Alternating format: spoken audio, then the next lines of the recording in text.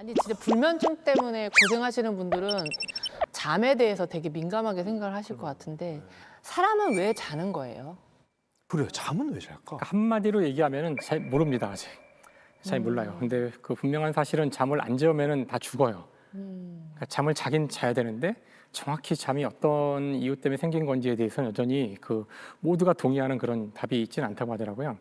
근데 자는 동안 뭔가 세포가 재생이 되고 약간 이런 것 때문에 자야 되는 거 아니에요? 물론 그것도 있고요. 아까 그 잠깐 얘기했지만 기억 문제도 있고요. 그러니까 왜 자면 좋은지에 대한 것들은 알려져 있어요. 네. 근데 잠을 안 잔다고 해서 왜 죽어야 될까요? 네? 물과 소금이 있으면은 사람이 안 먹고도 열흘 이상 버틸 수 있거든요. 근데 잠을 안 자고 3일에서 4일 이상 버틸 수 있나요? 기네스 기록이 있습니다. 기네스 기록이 있는데 네. 랜디 가드너라는 고등학생이 했거든요. Back in 1964, 17-year-old Randy Gardner broke Guinness World Records for stay awake 11 days straight.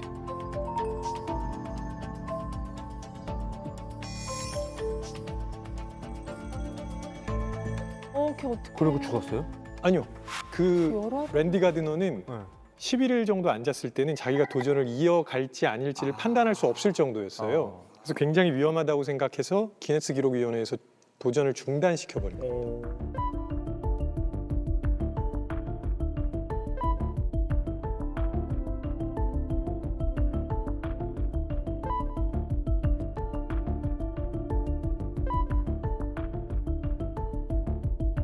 그때 뭐라 그랬냐면 뇌를 사포로 긁는 것 같은 느낌이 들어요. 근데 그게 너무 위험하니까 기네스가 그 뒤로는 잠을 안 자는 기록 자체를 없앴어. 더 이상 맞아요. 저장하지 않아요. 이제 없앴어요. 왜냐면 도전도 하지 마라. 위험해 죽을 수가 위험해서. 있으니까. 너무 위험하다. 네.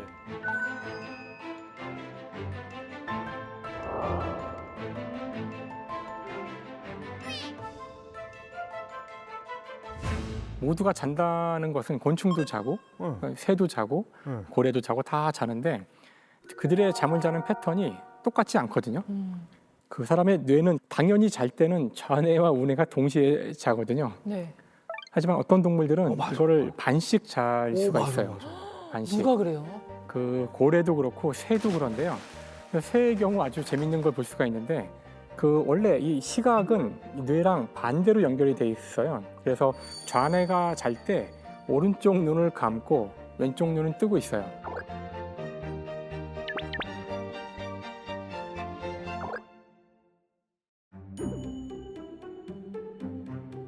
어머. 새가 이제 한쪽 눈만 뜨고 있을 수 있거든요. 그럼 그때 이제 상황은 자는 거예요? 나머지 반 뇌는 자고 있는 상황인데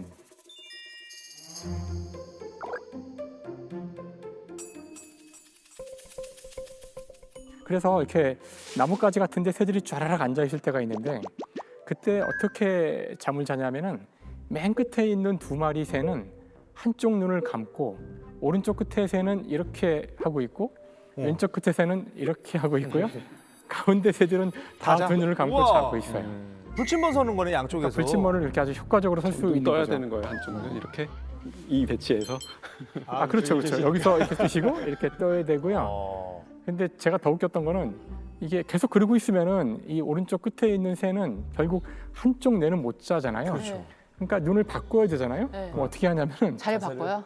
둘이 방향을 싹 바꿔요. 이렇게 아, 뒤로 돌아요. 아 뒤로 돌아서. 뒤로 돌아서 다시 눈을 바꿔서 잔다고 하더라고요. 너무 가운데들은 양심 없는 거 아니에요? 그거 아마 돌아가면서 서로 자기 교대를 제일 해주겠죠. 아 교대를 교대를 하긴 하죠. 해요. 그래서 이 잠을 잔다는 것이 그 인간만 우리가 알고 있어 그렇지만 굉장히 다양한 형태의 하루 주기 생활 리듬을 모든 동물들이 갖고 있다는 거죠. 그래서 뭔가 여기에는 중요한 이유가 있을 텐데 안타깝지만 질문에 대한 답은 현재 잘 모른답니다. 그렇게 해서 잠에 들었어요. 그럼 약간 모드가 잠자는 모드로 갔다가 다시 깨는 모드로 전환을 하는 거. 그거는 뭐 그것도 본능적으로 그냥 세팅이 그렇게 돼 있는 건가요? 우리 안에 이제 생체 시계가 있다는 게 이미 밝혀졌죠. 자고 깨고 이게 24시간 주기로 반복이 되죠. 네. 근데 이 수면뿐만 아니라 뭐 여러 가지 호르몬 분비라든가 단백질 생성이라든가 다음 날 쓸 뭐 에너지 비축 이런 것도 이렇게 24시간 주기로 이렇게 돌아가는 게 밝혀졌어요.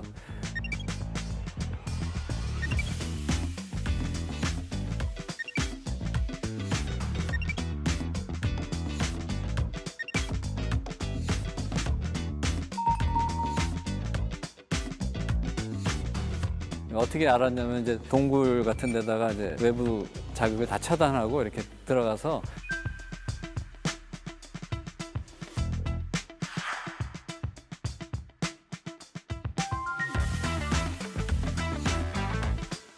당신이 자고 싶을 때 자고 먹고 싶을 때 먹고 깨고 싶을 때 깨십시오.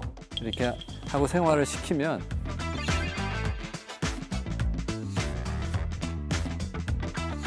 나중에 이렇게 재보면 한 24.2시간, 24.5시간 이런 거죠.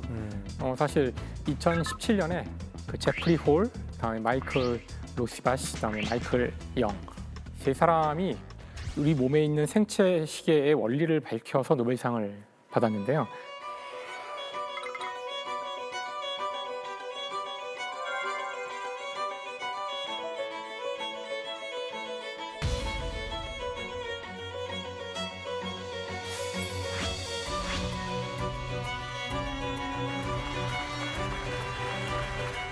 그러니까 여기 이 생체 시계란 건 아까 말씀하신 것처럼 저희가 동굴 속에 들어가도 무언가 우리 몸 안에서 째깍째깍 돌아가는 시계가 있다는 거예요. 근데 이제 과학적으로 혹은 이제 물리적으로 생각해 보면 햇빛이 없이 시계가 돌아가려면 무언가로 시간을 재고 있어야 돼요. 맞아. 그러니까 뭘로 재고 있냐면은 어떤 물질의 양으로 재고 있거든요. 물질이 무엇인지를 알아야 되는데 일단 단서가 된 거는 사람으로 실험할 수는 없으니까 초파리로 실험을 했고요. 초파리의 경우 번데기에서 성충이 나오는 그 시간이 있는데 그때가 대개 아침 시간이에요. 대개 아침이라는 얘기는 무언가 시계가 있어서 그 시간에 맞추는다는 거거든요.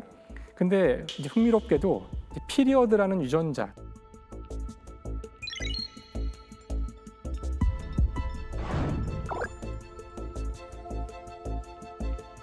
그 유전자에 문제가 생기면 초파리가 그 우화되는 시간이 막 뒤죽박죽이 돼요. 그래서 분명히 이 유전자가 시계와 관련이 있는 거란 걸 안 다음에 이제 이걸 연구한 건데 결국은 유전자라는 건 저희가 지지난 시간에 배웠지만 단백질을 만드는 거거든요. 그래서 유전자가 발현을 하여 단백질을 차곡차곡 만들어내면 그 단백질의 양이 결국은 시간을 재는 거예요. 근데 양이 끝없이 늘어나기만 하면 시계가 될 수 없잖아요. 늘어났다 줄었다 해야 되는데 흥미롭게도 이 단백질이 늘어나면 이 단백질과 다른 단백질이 결합하여 이 유전자의 발현을 억제하는 작용이 있어요. 그래서 이게 늘어나면 결국은 얘를 또 줄여서 이게 줄어들면 늘어나고 이런 식으로 몇 가지 유전자와 단백질이 서로 상호작용하면서 계속 끝없는 이런 주기를 만들어내요. 외부의 어떤 자극이 없이도.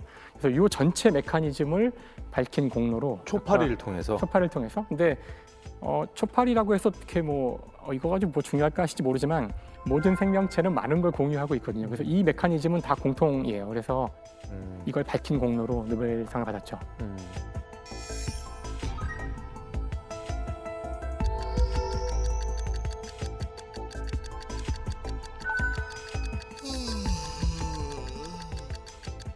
그럼 사람은 아침이 되면 눈을 뜨고 밤이 되면 잠을 자게 설계가 됐다는 거잖아요.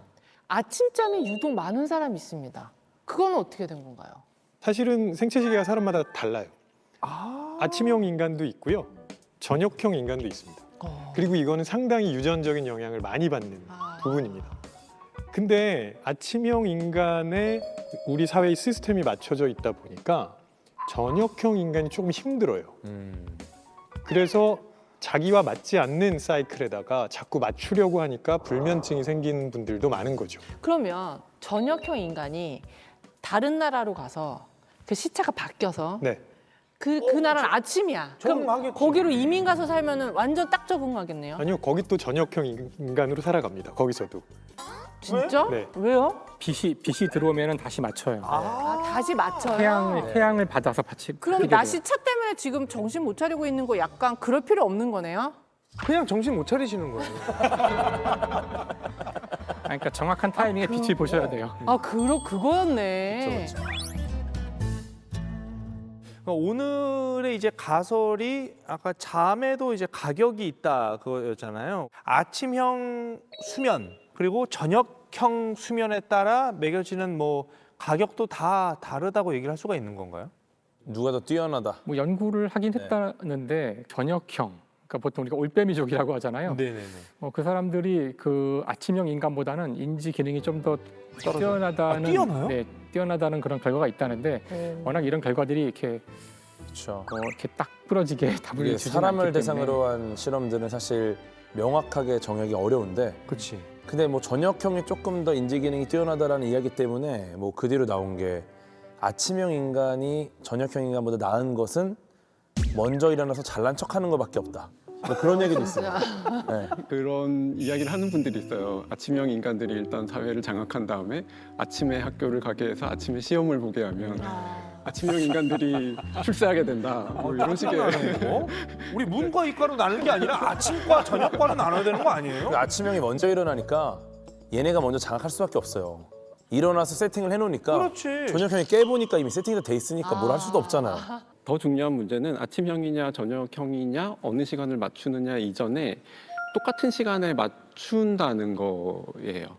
그러니까 아침 9시든 오후 2시든 똑같은 시간에 맞춰서 움직이게 하는 게 이게 좀 근대로 넘어가는 과정에서 권력에서 중요한 좀 어떤 현상 중에 하나는 뭔가 규칙을 내면화한다는 게 있어요. 지게 내면화. 네, 그래서 근대의 풍경으로 제일 상징적인 풍경 중에 하나로 드는 게 마을에 시계탑이 들어서는 거라고 이야기를 하거든요. 왜요? 시계탑이요? 그러니까 그 전에는 사람들이 시계를 그렇게 정확하게 몰라요. 시간을 오전, 오후, 저녁 뭐 이 정도로만 알고 있다가 시계탑이 딱 생기면 우리가 아침 9시에 모여라는 거를 할 수 있게 되는 거죠. 그러니까 통치하기 쉽게 하려고 그런 그렇죠. 스케줄을 짜려고. 사회를 규율화시키는 거라고 생각해요. 그래서 사실 아까 말씀하신 것처럼 그 시계탑이 들어서기 전에 그 세상에서는 한두 시간 이상의 그런 불확정성을 언제나 안고 살았거든요. 다들 그냥 뭐 점심에 만나자, 뭐 오후에 만나자 이러던 시대였는데 그때도 시계를 보던 사람들이 있었는데 수도원이었대요.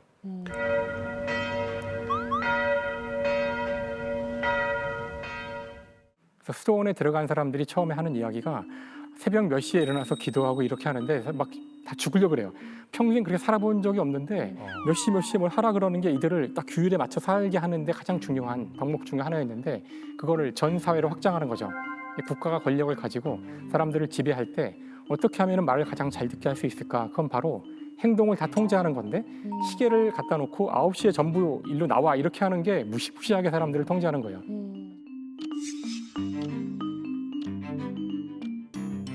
예전부터 그랬어요. 뭔가 우리 사회가 잠을 많이 자는 애들은 약간 게으르고 나태한 이미지를 조장해 와서 뭔가 괜히 죄책감을 갖게 하는, 자면 안 돼, 성인이니까 돈 벌어야 돼 하니까 사회적 비용 발생하고, 이게 약간 좀 문화적인 이유도 있는 거 아니에요?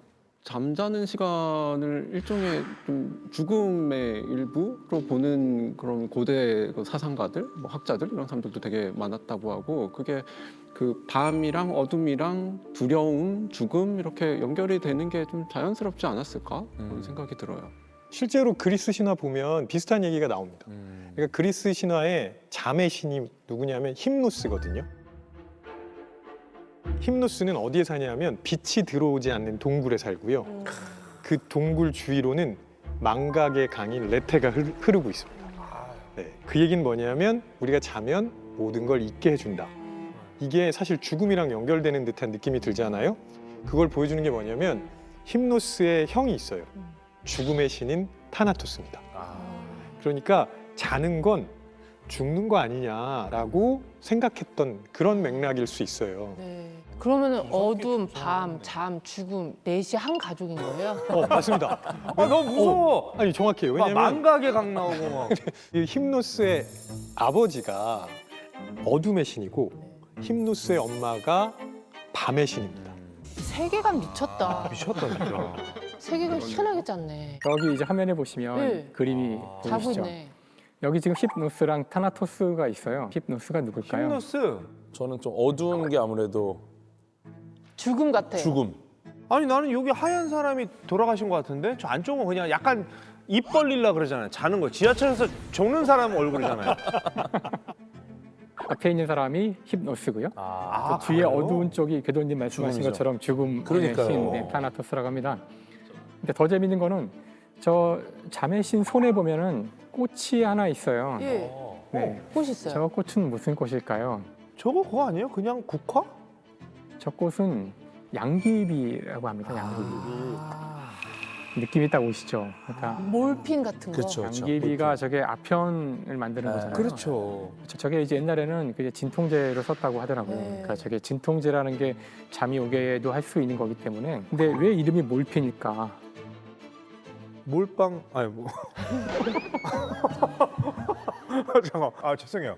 아, 죄송한 게 아니라요. 죄송한 게 아니라 너무 같은 생각을 하고 있어요. 같은 생각을. 뭔가 그 몰핀이라는 이름은 바로 모르페우스가 꿈의 신이에요.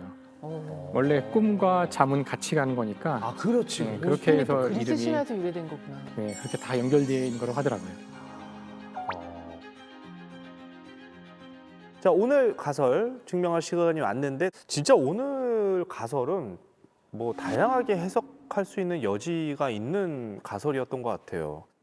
우리 전문가분들은 어떻게 생각을 하시는지 좀 한마디씩 결론을 들어볼게요. 우리 배명호 작가님부터 들어볼까요? 네, 잠의 가격은 있을 거라고 생각하고요. 근데 그러니까 사람마다 그 매기는 기준이 다를 것 같아요. 비용으로 정의할 때하고 이거 나의 자아와 관련된 거라고 정의할 때 되게 다를 것 같아서 이거 문과에서는 가격을 책정하기가 너무 어려워요. 어렵죠. 궤도님. 잠에는 가격이 있습니다. 어떻게 보면은 그 잠의 중요성이 높아지면서 잠을 들지 못하기 때문에 더 많은 비용을 치르는 상황이 벌어지고 있다. 이때 해결책이 있습니다. 바로 제 영상을 보는 겁니다. 무슨 누구 영상이요? 실제로 제 영상이 없으면 잠을 못 주무시는 분들이 너무 많아요. 무료로 그 가격 그래요. 돌려드립니다. 대한민국의 수면제 같은 존재예요. 네, 정말 많은 분들이 궤도 씨. 틀자마자 주무세요. 그 영상은 뭐 내성 생기고 이런 거 없죠? 아, 내성 없어요. 내성 영원히 쓸 수 있고 무료로. 알겠습니다. 김상욱 교수님. 근데 이제 오늘 이야기를 쭉 하다 보니 잠이란 것이 얼마나 우리에게 중요한 것이었는지를 이제 깨닫게 된 것 같아서 이걸 가치로 따지는 게 정말 무의미할 만큼 중요하다는 생각이 특히 제가 한때는 잠을 잘 잤다가 이제 잠을 못 자게 됐을 때 그 잠이 얼마나 소중한지를 깨달았거든요. 잠은 가치로 따질 수 없다. 그만큼 중요하다. 우리 김혜중 교수님께서는 어떻게 생각을 하실까요? 잠에도 가격이 있다. 제가 마음을 바꿔야겠습니다. 저 모두 강의에서는 네. 이렇게 값싸고 쉬운 걸 왜 안 하시냐고 여러분한테 외쳤는데 잠이 네, 여러 선생님들 얘기하시고 또 인문학적인 그런 뭐 배경도 듣고 하다 보니까 비싸게 불러야 될 것 같아요. 잠의 가격이 그렇죠. 무척 비싸다. 진짜 근데 잠이 보약인 건 맞는 것 같아요. 그럼요. 네. 저는 잠은 타협의 대상이 아니다. 어. 탈배돼. 와.